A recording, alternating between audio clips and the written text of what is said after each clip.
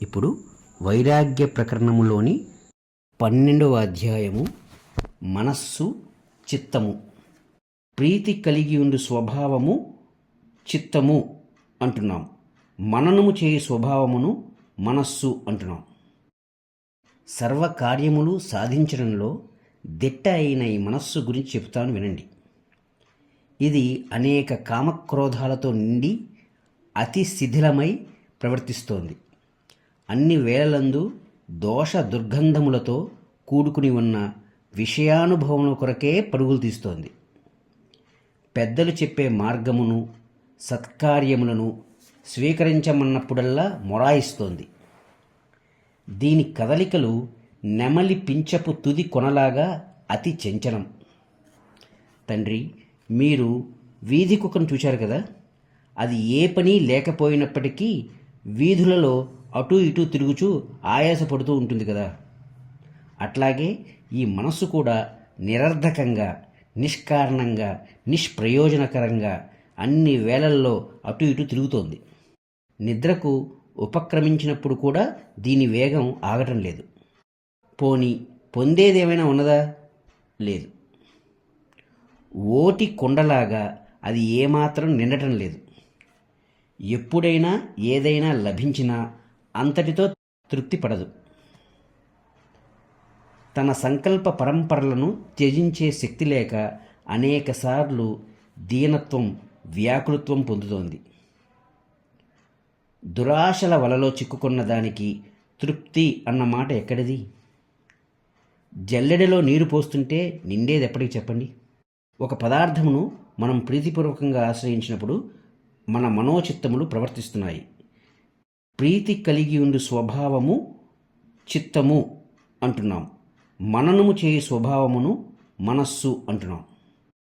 ఈ మనస్సు గుంపులోంచి చెదిరిన కోతిలాగా అవిశ్రాంతంగా ఎక్కడి నుండి ఎక్కడికో పరుగులు తీస్తోంది. హే బ్రహ్మవేత్త, స్తంభజాడ్యము అనగా అవయవములు బిగతీసుకునిపోయే ఒక వ్యాధిచే, అవయవములు అస్వాధీనమగుటచే ఒకడు ఒక చోట పడి ఉన్నాడనుకోండి.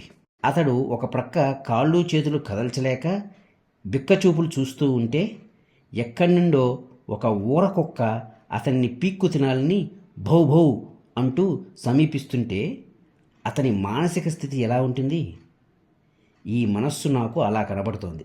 సుడిగాలిలో చిక్కుకున్న ఎండుటాకు వలె చాలా దూరం తీసుకుపోబడ్డాను. అది నన్ను ఎక్కడ నేల కూలుస్తుందో ఏమో. ఈ మనస్సులో చిత్తవృత్తులు అనే సుడిగుండాలు ఉన్నాయి. క్రూరత్వము, పరవంచన, దురభ్యాసము మొదలైనవి ఇందులో యథేచ్ఛగా సంచరిస్తున్నాయి. మహాత్మా, నూతిలోకి దింపబడిన ఏతామును ఏతాము త్రాడు క్రిందకి పైకి త్రిప్పుతూనే ఉంటుంది చూచారా? మేము కూడా భోగ వాంఛలతో, కామక్రోధములతో కూడుకున్నవారమై 3 లోకములలో మనస్సుచే త్రిప్పబడుచున్నాం. ఈ మనస్సును పట్టుకుని నియమిద్దామా అంటే దీనికి ఒక రూపమే లేదాయే. తమ వంటి జ్ఞానులు మనస్సు అనబడు ఒకానొక వస్తువు లేదు, దానికి అస్తిత్వమే లేదు అని చెప్తూ ఉంటారు. అజ్ఞాన బాలుడు ఒక కథలోని భూతమును చీకట్లో ఎదురుగా ఉన్నట్లు ఊహించుకుని బాధపడుచున్నట్లు లేదు అని చెప్పబడుతున్న ఈ మనస్సు మాకు ప్రాప్తిస్తోంది. ఈ చిత్తము క్రోధాగ్ని జ్వాలలతో నన్ను ఒక ఎండు గడ్డి పరక వలె కాల్చివేస్తోంది. ఇది అగ్ని కంటే వేడి, కొండ కంటే కఠినం. దీనిని మేము అసలు జయించగలమంటారా?